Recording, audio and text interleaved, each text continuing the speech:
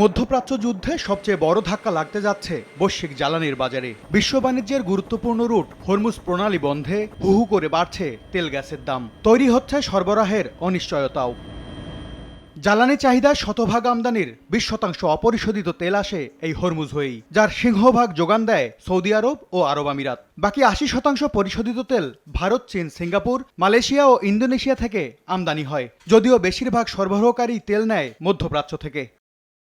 এখন পর্যন্ত 3.5 লাখ টন ব্যবহারযোগ্য জ্বালানি তেলের মজুদ আছে বিপিসির কাছে। এর মধ্যে ডিজেল 11, পেট্রোল 12 আর অকটেন চলবে মাত্র 25 দিন। জুন পর্যন্ত বিভিন্ন জ্বালানি কেনার চুক্তির কাজ শেষ করা হলেও আপাতত পরিস্থিতি পর্যবেক্ষণেই গুরুত্ব দিচ্ছে বিপিসি। কেননা বিশ্ববাজারে এরই মধ্যে জ্বালানি তেলের দর ব্যারেল প্রতি $100 ছাড়িয়ে যাওয়ার শঙ্কা তৈরি হয়েছে।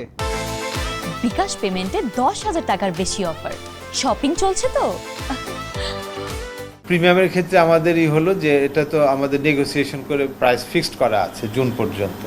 আদার প্রাইসের যে বাড়ার ব্যাপারটা সেখানে আমাদের এই মুহূর্তে ইম্প্যাক্ট করছে না। বিকল্প পদ্ধতি কি হতে পারে, আমরা অল্টারনেট প্রসিডিওরটা কতটুকু আগায় নিতে পারি, সব কিছুর ক্ষেত্রে আমাদের এখন আমাদের প্ল্যানিংয়ের পার্ট হয়ে গেছে।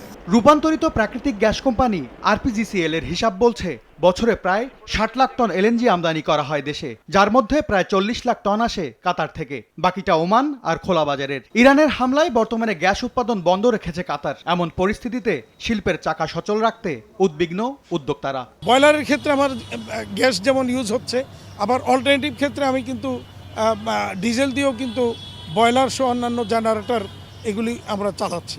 জ্বালানি সংকট যদি দেখা দেয় তাহলে কিন্তু এটা বড় ধরনের ডিজাস্টার হবে। আমাদের রপ্তানি খাতে তো হবেই, ইন এডিশন আমাদের যে কৃষি খাত এটাও কিন্তু বিশাল সমস্যায় পড়ে যাবে। তবে বিশ্লেষকদের দাবি, সবকিছু স্বাভাবিক রাখতে সাময়িকভাবে দাম বেশি হলেও বিকল্প উৎস থেকেই জ্বালানি কেনার ব্যবস্থা নেওয়া উচিত। অবশ্যই স্পট প্রাইসে যেতে হবে, কারণ কাতারের সাথে তো আমাদের লং টার্ম একটা প্রাইস ছিল। এখন বেশি দামে হয়তো কিনতে হতে পারে, কিন্তু আমাদের যেহেতু জ্বালানি নিরাপত্তাটা খুবই গুরুত্বপূর্ণ, আমাদেরকে এইসব সোর্সিং ডাইভার্সিফিকেশনের দিকে আমাদেরকে এখন আর্জেন্টলি নজর দিতে হবে। জ্বালানির আরেক রসদ এলপিজির বার্ষিক চাহিদা প্রায় 14 লাখ টন, যার পুরো চাহিদাই মেটায় মধ্যপ্রাচ্য। এম এস আরিফিন, সময় সংবাদ, ঢাকা।